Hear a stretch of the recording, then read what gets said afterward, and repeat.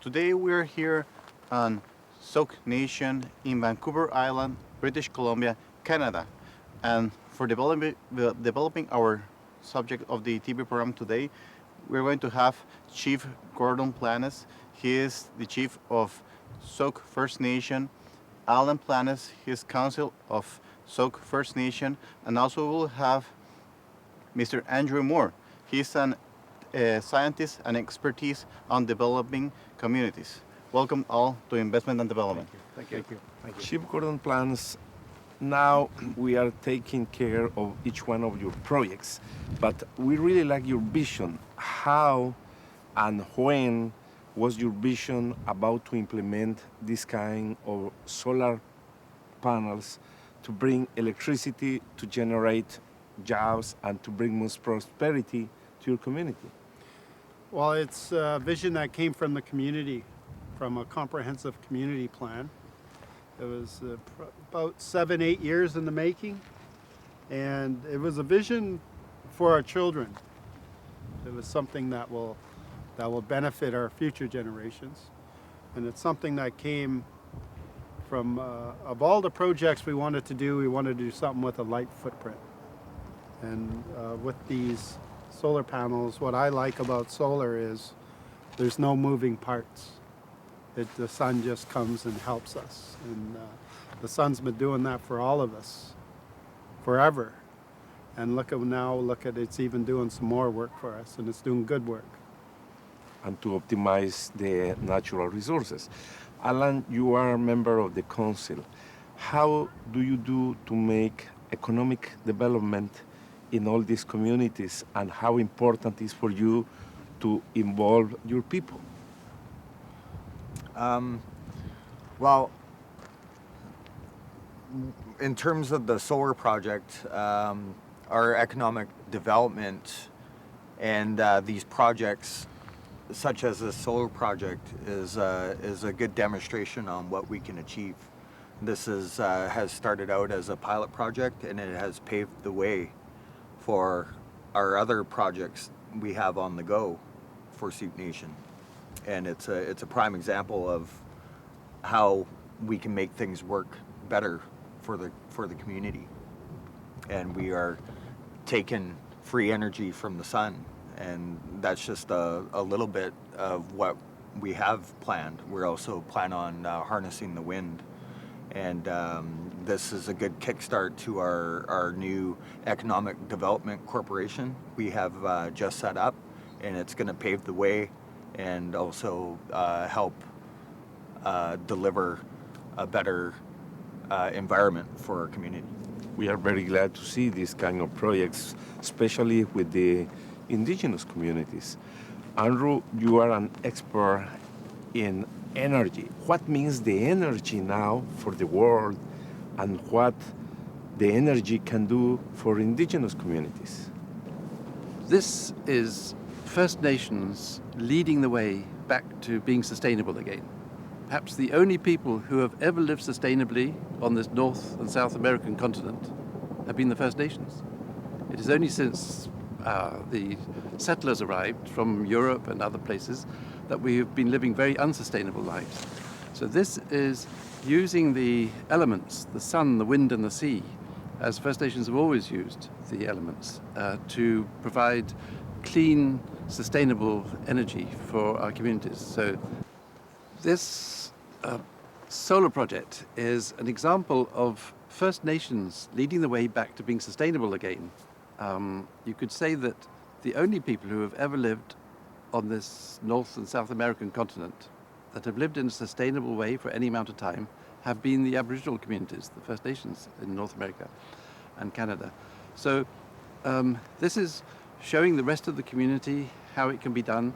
Instead of pulling out resources from the earth and creating more carbon dioxide in the air, if we could just use the power of the sun, the wind and the sea. So this is just the first of many projects. It's the solar project. When we originally developed this project, it was twice as big as anything in BC. So which really just gives an indication that very few people are doing this sort of thing. We also have an agreement to do a wave energy project and also a wind energy project.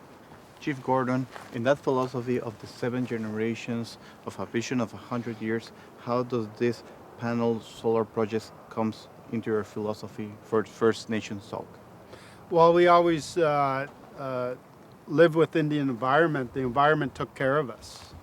In regards to solar voltaic project, these panels here represent a light footprint, something that our people been using since time immemorial. In regards to the wind you see today, we relied on the sails in our canoe as our transportation because our highway was the ocean. So we didn't only rely on our paddles for paddling our canoes, we relied on the tide, the incoming tide, and we relied on the wind source to bring us in. And we also, and this is something that we also relied on the sun. And the reason being is that when the sun does come out, it does change the weather patterns. And we had to always understand the patterns of Mother Earth when you're out and you're using that highway. Because when the tide comes in, it brings in wind. So actually when you're coming this way, you always know that you would be able to come faster. But the thing is when you had the sun actually makes the weather change. So this is just a small example of how we related and how we depended on the environment. But in the days of my ancestors, it was totally different because all of this technology we see today was not here. And we lived in a very good way. We had our own clock, we had our own time, and we had a way to make sure that those resources we have in our territory were going to be there forever for our future generations of the 7 generations. And then when you look at today's standards, this is going to be here for a very long time, for 7 generations, but in the future it's going to get better. And that's what we're looking forward to. Alan, you as a council of Sauk First Nation, what is the strategy do you use for attracting investments for your First Nation? Because we can see you have a lot of resources and that's a big advantage.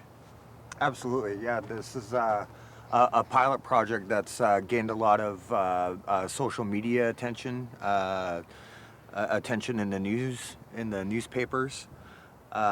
We are a small community of 241 registered members, about 50% on reserve, 50% off reserve. We currently have had no economic development prior, and this project, one of our first projects that we've gained a lot of media attention from, has put us on the map. And it's gotten our nation out there, so we're like a little nation making a lot of noise right now, and it's attracting all types of economic investors. We currently have over 50 business partners waiting in line to do business with us. So it's actually a blessing. So this is just the start of many things to come. As you're mentioning, we're plans on wind and kite energy, and who knows, tidal energy, and who knows what's next. So opportunities are knocking, and it's a pleasure to be a part of such a changing community, and a good time to be newly on council. So thanks. Mr. Andrew, how was that experiences working together with Sauk First Nation people developing this project? Well, I really enjoy working with communities, and the vision was came out of every section of the community. So we did a lot of work with mothers and babies and children and the youth and the elders and the families. So I think it's truly a community vision. And that's what I really enjoy doing, because the community has taken ownership of this. And it is 100% owned by the band, but also taken ownership of the technology and what it can lead to. We will be back in a few seconds. We're just going to do a commercial cut, but we will be back with our investment and development program and talking about panel solar projects here in Vancouver Island, Sauk First Nation.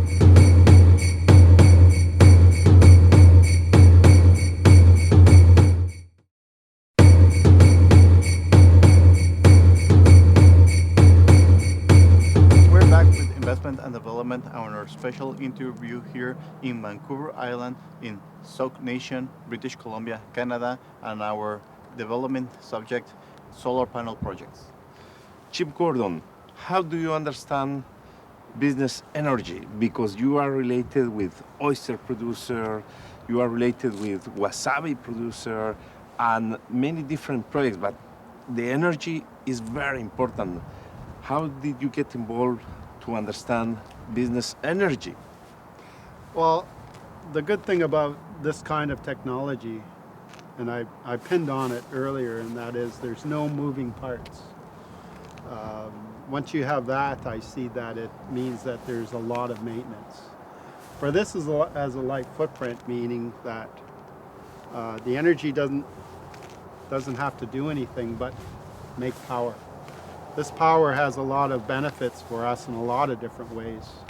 Specifically, you can Chip Gordon, how do you understand business energy? Because you are related with oyster producer, you are related with wasabi producer, and many different projects, but the energy is very important. How did you get involved to understand business energy? Well, the good thing about this kind of technology, and I pinned on it earlier, and that is there's no moving parts. Once you have that, I see that it means that there's a lot of maintenance. For this as a light footprint, meaning that the energy doesn't have to do anything but make power. This power has a lot of benefits for us in a lot of different ways. Specifically, you can consider all of these panels are powering all our homes on this reserve. And it ain't the solar panels as much as educating our young people, our young ones, because in the future, they're the ones that are going to be making those decisions to even bring this technology farther and make this a better planet for us to live in. Alan, you are as a council member, how do you align the objectives with the vision of Chief Gordon, with the vision of the community? Because what you are doing here is very important to work as a team, and we see the good results that you have now. Right. Yeah, that's a good question. We hold our community meetings, and we have done community visioning workshops with our community, where we're receiving the community's input and taking the feedback, and we have actually drawn it out in a visual diagram of what the community's vision is, where we want to go, where we're at, and where we would like to take our new projects. So we have it all mapped out in a timeline, which we have in the band hall. We could show you a picture of it. It would nicely displays where we are, where we'd like to go, and from that, as chief and council, we deliver and listen to and respond to the community's input and direction. Very important that you work together as a team in order to achieve the results. Andrew, you were talking about solar panels, wave energy, kite energy, wind energy. Please explain a little bit about each one of the technologies, also hydroelectric, because this is very important in order to optimize the natural resources and to bring prosperity in every country, in every community all over the world. You're quite right, because there's a lot of talk about renewable energy, but very few people are doing it. This project here that we've done, which is 75 kilowatts, I think it's the largest solar project for Aboriginal communities anywhere in the world. In BC, it was twice as big as anything in BC. So it's at a very early stage. So although we're talking about tidal, very few people have actually done it. A lot of research, and we're talking about wave. We're in the very early stages of developing that.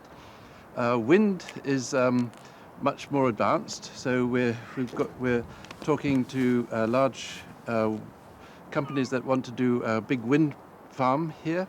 But the solar is perhaps the most advanced. That's why we have the least risk doing this, that we could invest in this. And it was one of the major aspects was that our members, our community members, could actually get trained in doing this and work in this. So when we went out to tender to get the price for doing this, we said we would like you to also train our members, and we had 11 members, and employ them to do this.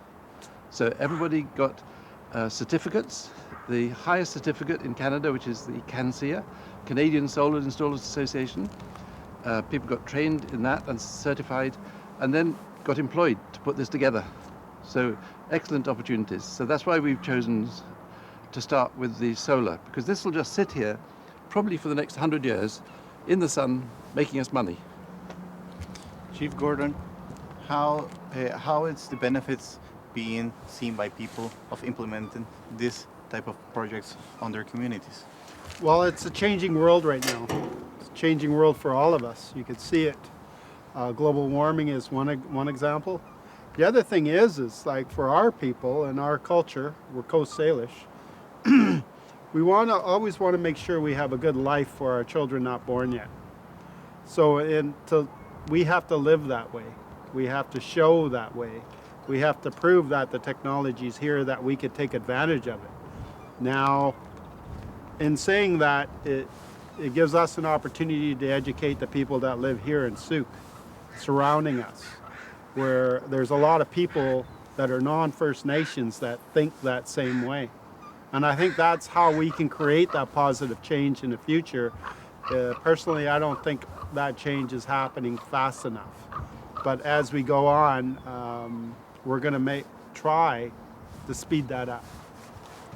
Alan, how was that process of transformation, and now that has been generated economical development here on Sauk Nation? The quality of people's life in our community has been improved from this dramatically, because it has provided employment and training with our members. It also has acted as a stepping stone for other projects. We have certifications like with them in first aid, safety training, training through like Camosun College and university training on the technologies, and there's further opportunities coming ahead for them that we've utilized certain members for our projects, and we'll be utilizing them for other future projects as well. Mr. Andrew, can you tell us about that experiences? You have been working all around the world. For example, you were telling us you have worked in Africa, for example, because you have specialized on developing communities. Can you tell us how it has been that experiences for you working here and in Africa, for example? I think one of the big lessons that we've learned, that if you're working in international development or anywhere, is that there's a tendency for specialists to bring in ideas and drop it into the community and say, look, this is what we think you need, whereas it's really much better if the community themselves can create the project. We're going to a commercial cut, but we'll be back in a few seconds with our TV program, Investment and Development, and our special interview we have been doing here in Vancouver Island in Sauk Nation.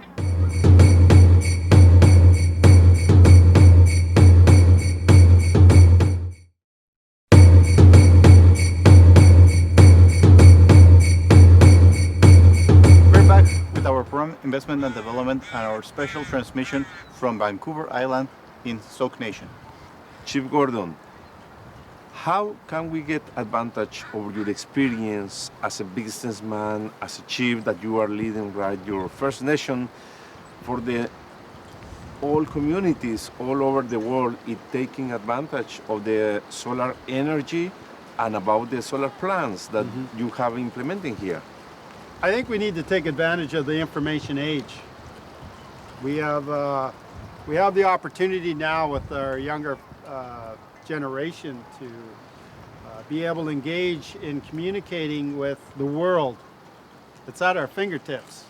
And if we're going forward in this technology, we need to use that as a way to communicate and be able to talk to everyone.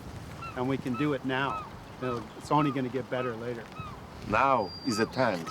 Council Alan, you were telling us about the perfect diagram that you have, where you were, what are the roots, what are the strengths, the opportunities, and where your community is going on.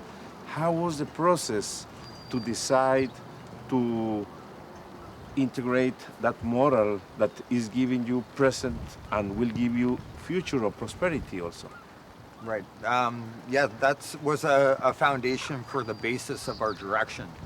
And from that model and those meetings that we had with our community, that gives us, as chief and council, like our mandate to move forward, like our direction.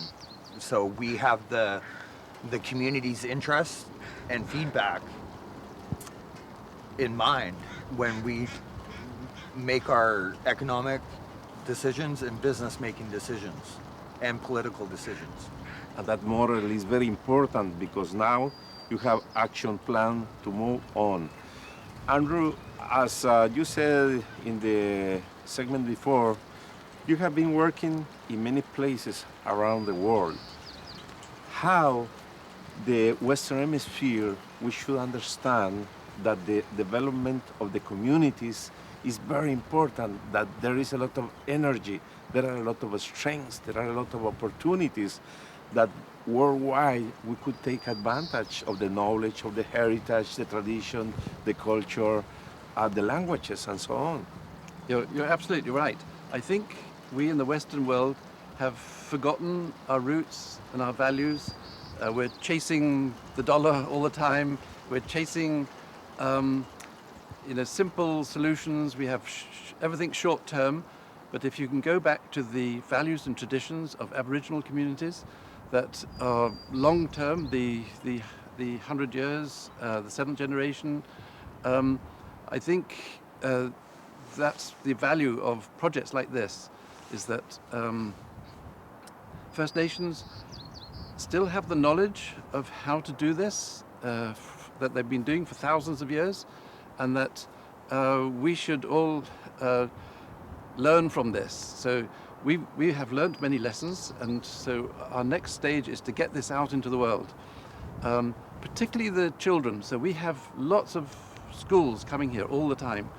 We had 32 schools last year. We've got 20 schools coming through in the next 2 months.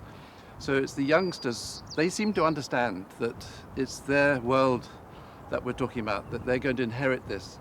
And if they can see that there is a way to do it that is a light footprint, I think we've made a big impact. Chief Gordon, we're looking here, you have a beautiful logo on the solar panels project.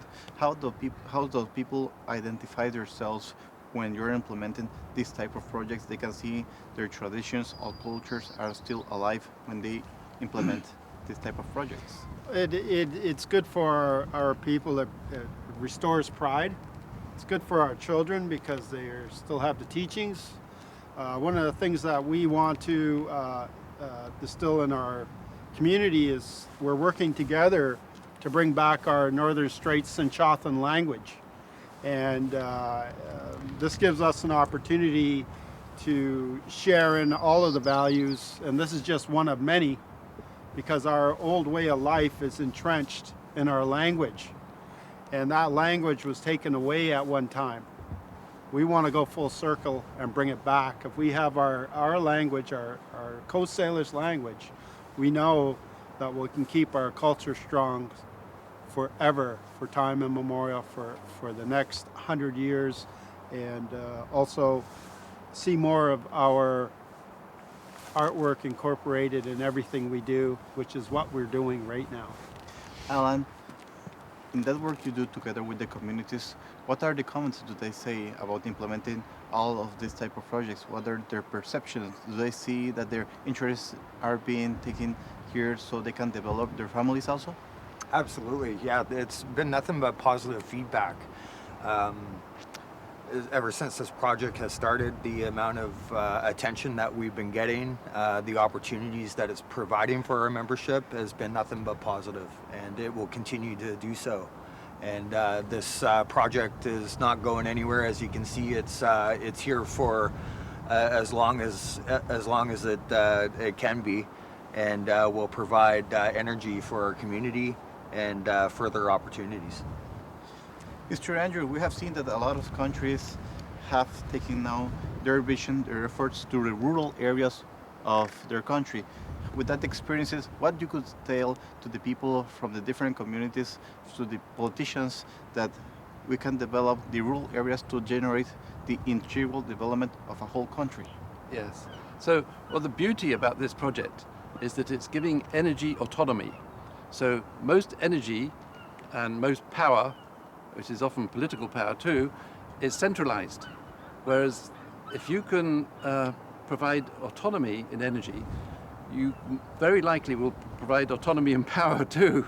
So I think it has a very important role for rural communities, is to provide security, energy security, and then energy autonomy, so you can begin to take your own decisions, and you've brought back your power.